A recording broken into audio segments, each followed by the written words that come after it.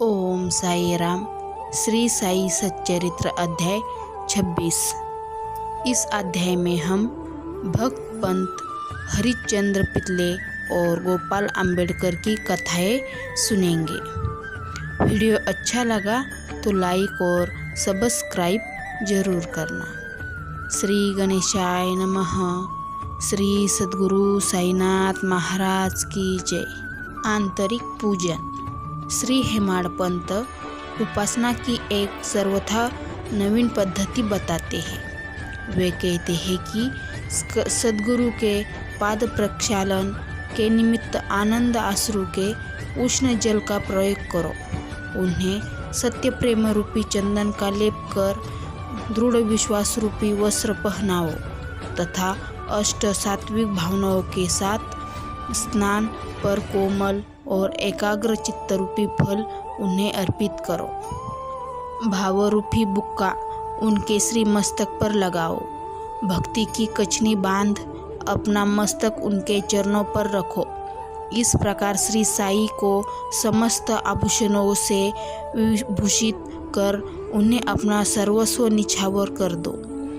उष्णता दूर करने के लिए भाव की सदा चवर डुलाओ। इस प्रकार आनंददायक पूजन कर उनसे प्रार्थना करो, हे प्रभु साई, हमारी प्रवृत्ति अंतर्मुखी बना दो, सत्य और असत्य का विवेक दो तथा सांसारिक पदार्थों से आसक्ति दूर कर हमें आत्मानुभूति प्रदान करो। हम अपनी काया और प्राण आपके श्री चरणों पे अर्पित करते हैं। हे प्रभु साई, मेरे नेत्रों को तुम अपने नेत्र बना लो ताकि हमें सुख और दुख का अनुभव ही न हो। हे साई, मेरे शरीर और मन को तुम अपनी इच्छानुकूल चलने दो तथा मेरे चंचल मन को अपने चरणों की शीतल छाया में विश्राम करने दो। भक्त पंत। एक समय एक भक्त जिनका नाम पंत था और जो एक अन्य सद्गुरु के शिष्य थे, उन्हें शिरडी पधारने का सौभाग्य प्राप्त हुआ। उनकी शिरडी आने की इच्छा तो न थी, परंतु मेरे मन कुछ और है। वे रेल द्वारा यात्रा कर रहे थे, जहाँ उनके बहुत से मित्र व संबंधियों से अचानक ही उन्हें भेंट हो गई, जो कि शिरडी यात्रा को ही जा रहे थे। उन लोगों ने उनसे शिरडी तक साथ साथ चलने का प्रस्ताव किया। पंत यह प्रस्ताव अस्वीकार न कर सके। तब से सब लोग बम्बई में उतरे और इसी बीच पंत विरार में उतर अपने सद्गुरु से शिरडी प्रस्थान करने की अनुमति लेकर तथा आवश्यक खर्च आदि का प्रबंध कर सब लोगों के साथ रवाना हो गए। वे प्रातःकाल वहाँ पहुँच गए और लगभग 11 बजे मस्जिद को गए। वहाँ पूजनार्थ भक्तों का एकत्रित समुदाय देख सबको अति प्रसन्नता हुई, परंतु पंत को अचानक ही मूर्छा आ गई और वे बेसुध होकर गिर पड़े। तब सब लोग भयभीत होकर उन्हें स्वस्थ करने के समस्त उपचार करने लगे। बाबा की कृपा से और मस्तक पर जल के छिटे देने से वे स्वस्थ हो गए और ऐसे उठ बैठे जैसे कि कोई नींद से जगा है।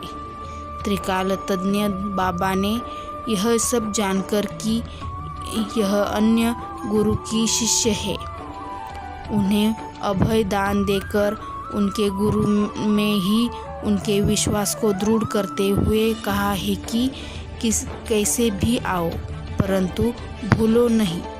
अपनी ही स्तंभ को दृढ़तापूर्वक पकड़कर सदैव स्थिर रहो, उनसे अभिन्नता प्राप्त करो। परंतु पंत इन शब्दों का आशय समझ गए और उन्हें उसी समय अपने सद्गुरु की स्मृति हो आई। उन्हें बाबा के इस अनुग्रह की जीवन भर स्मृति बनी रही। हरिश्चंद्र पितले।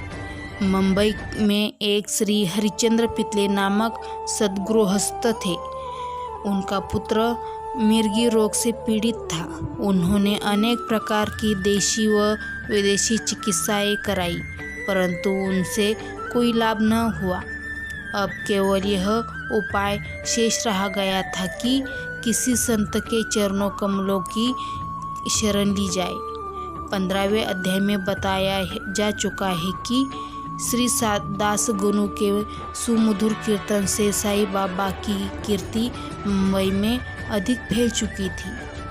पितले ने भी इस सन 1910 में उनका कीर्तन सुना और उन्हें ज्ञात हुआ कि श्री साईं बाबा के केवल कर स्पर्श तथा दृष्टि मात्र से ही असाध्य रोग समूल नष्ट हो जाते हैं।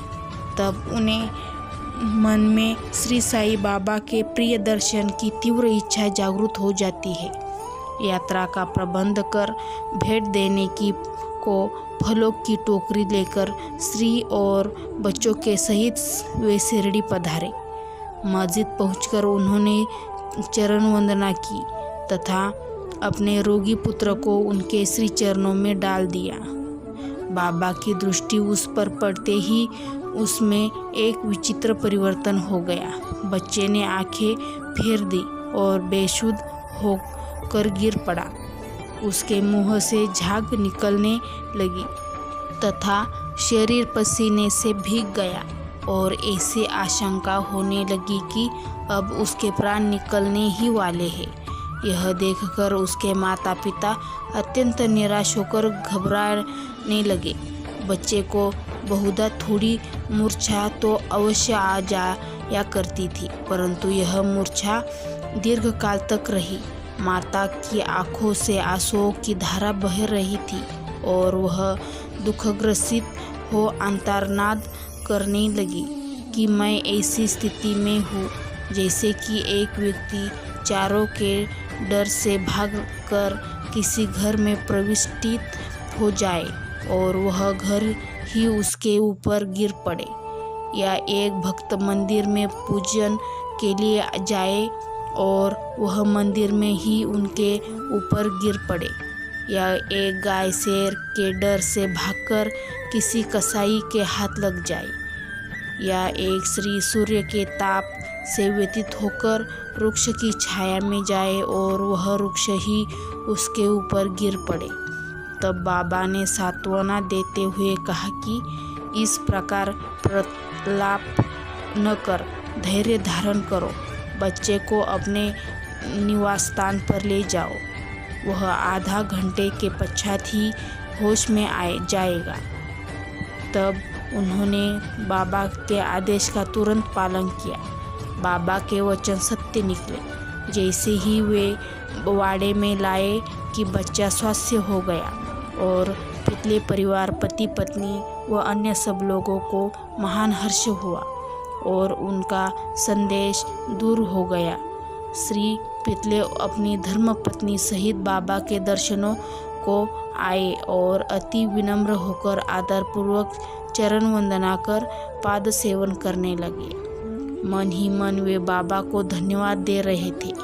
तब बाबा ने मुस्कुराकर कहा कि क्या तुम्हारे समस्त विचार और शंकाएं मिट गई? जिन्हें विश्वास और धैर्य है उनकी रक्षा श्री हरि अवश्य करेंगे। श्री पितले एक धनाढ्य व्यक्ति थे, इसलिए उन्होंने अधिक मात्रा में मिठाई बांटी और उत्तम फल तथा पान बीड़े बाबा को भेंट दिए। श्रीमती पितले सात्विक वृत्ति की महिला थी। वे एक स्थान पर बैठकर बाबा की ओर प्रेमपूर्वक दृष्टि निहार करती थी। उनकी आंखों से प्रसन्नता के आंसू गिरते थे। उनका मृदु और सरल स्वभाव देखकर बाबा अति प्रसन्न हुए। ईश्वर के समान ही संत भी भक्तों के अधीन है।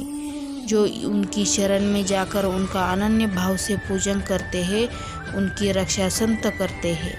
शिरडी में कुछ दिन सुखपूर्वक व्यतीत कर पितले परिवार बाबा के समीप मस्जिद में गया और चरण वंदना कर शिरडी के प्रस्थान करने की अनुमति मांगी। बाबा ने उन्हें उदी देकर आशीर्वाद दिया।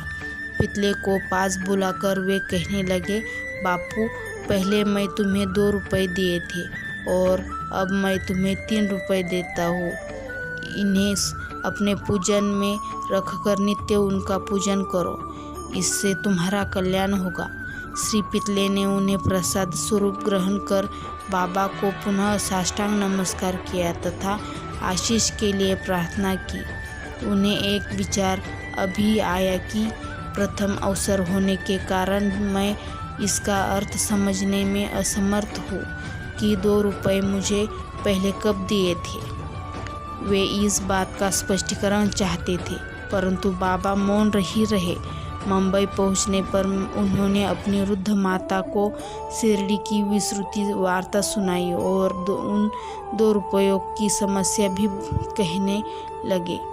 उनकी माता को भी पहले तो समझ में न आया, परंतु पूरी तरह विचार करने पर उन्हें एक पुरातन घटना की स्मृति हो आई जिसमें यथा समस्या हल कर दी।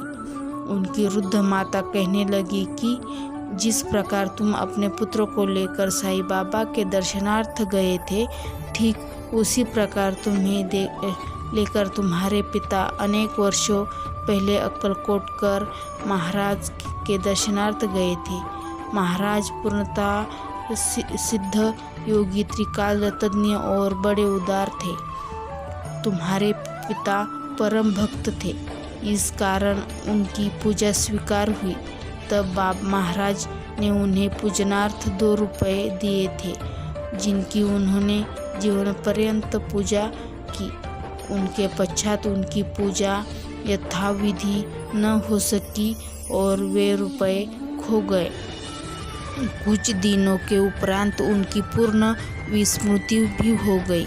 तुम्हारा सौभाग्य है जो श्री अक्कलकोटकर महाराज ने साई स्वरूप में तुम्हें अपने कर्तव्यों का पूजन की स्मृति कराकर आपत्तियों से मुक्त कर दिया। अब भविष्य में जागरूक रहकर समस्त शंकाएं और सोच विचार छोड़कर अपने पूर्वजों को स्मरण कर रिवाजों का अनुसरण कर उत्तम प्रकार का आचरण अपनाओ। अपने कुलदेव तथा इन रुपयों की पूजा कर उनके यथार्थ स्वरूप का समझो और संतों का आशीर्वाद ग्रहण करने में गर्व मानो। श्री साई समर्थ ने दया कर हम तुम्हारे हृदय में भक्ति का बीज रोपण कर दिया है और अब तुम्हारा कर्तव्य है कि तुम उनकी वृद्धि करो। माता के मधुर वचनामृत का पाठ कर श्री पितले को अत्यंत हर्ष हुआ। उन्हें बाबा की सर्वकाल तज्ञ विदित हो गई और उनके श्री दर्शन का भी महत्व ज्ञात हो गया। इसके पश्चात वे अपने व्यवहार में अधिक सावधान हो गए। श्री अम्बेडकर। पुणे के श्री गोपाल नारायण अम्बेडकर बाबा के परम भक्तों में से एक थे, जो ठाणे जिला और जवाहर स्टेट के आबकारी विभाग में 10 वर्षों से कार्य करते थे। वहाँ से सेवा निवृत्ति होने पर उन्होंने अन्य नौकरी ढूंढी, परंतु वे सफल न हुए। तब उन्हें दुर्भाग्य से चारों ओर से घेर लिया, जिससे उनकी आर्थिक स्थिति और भी अधिक दयनीय हो गई। ऐसी परिस्थिति में उन्होंने 7 वर्ष व्यतीत किए। वे प्रति वर्ष शिरडी जाते और अपनी दुखदायी कथा वार्ता बाबा को सुनाया करते थे। सन 1916 में तो उनकी स्थिति और भी अधिक चिंताजनक हो गई। तब उन्होंने शिरडी जाकर आत्महत्या करने की ठानी। इसलिए वे अपनी पत्नी को साथ लेकर शिरडी आए और वहाँ 2 मास तक ठहरे।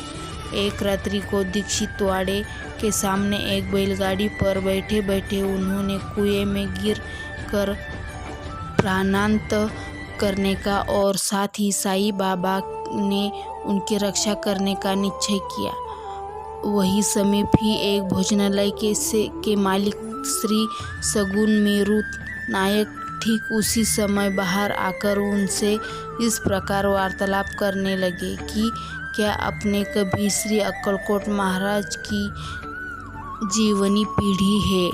सगुन से पुस्तक लेकर उन्होंने पढ़ना प्रारंभ कर दिया।